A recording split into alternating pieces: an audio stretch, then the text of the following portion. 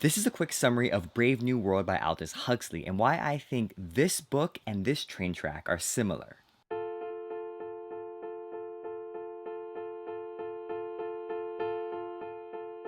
This is a story about a world where people are born in test tubes, with their lives being predestined into social classes. There are no such things as mothers, fathers, children, and other social relationships, and all of the essential human needs are provided for through mandatory or fabricated social experiences. The highest social class, alphas, are the most intelligent and enjoy more of life, while the lower classes, which are genetically stunted in a lab, perform society's menial tasks. Each generation of children is made in batches through cloning and suggestive conditioning, which further secures their future social status. Bernard, a government psychologist in London, is an alpha, but he's physically small and he doesn't like the artificial aspects of the society, such as free sex and soma, a drug that makes people feel drunkenly good. As a psychologist, Bernard is sent to New Mexico to study a savage reservation, a place where the old society still exists. He brings along Lane Nina, a beautiful and young woman, and the two of them enter the reservation. There, Bernard discovers Linda, a woman who grew up in London but was abandoned in the reservation several years earlier. It is also discovered that Linda has a son named John.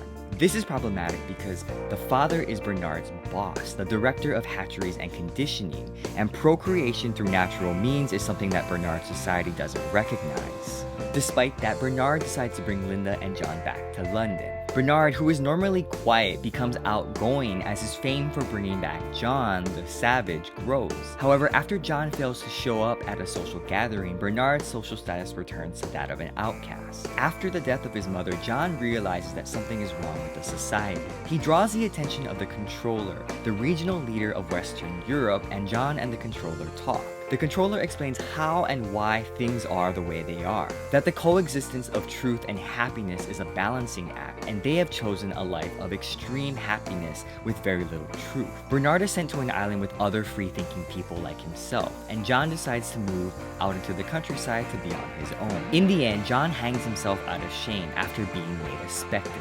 As always, a lot can be said about this story, but what draws my interest and attention is the idea of predisposing individuals for a certain path before they're even born, like placing them on a train track. In the story, we learn that the batches of the lower level individuals learn early what is comfortable to them, so when they grow up and have to do menial tasks, they aren't upset since they've been conditioned to think that what they're doing is good. In other words, a social ceiling has been created for them. And what's interesting is that the same thing could be happening today. For example, if an individual is brought up in a high-class social network, that individual is placed on a track to continue to be in that high social network. Likewise, an individual who is brought up in a poor social network is predisposed to continue to be in that social network. Of course, these tracks aren't binding, and there's always the possibility for varied deviations, but for the most part, environment heavily influences who someone becomes and the choices they will make.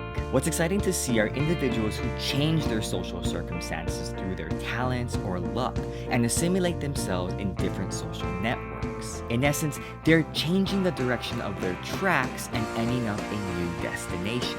After hearing my comparison to the train track, what item do you think associates best with this story? Let me know in the comments below. Don't forget to subscribe for more Minute Book Reports, and thanks for watching.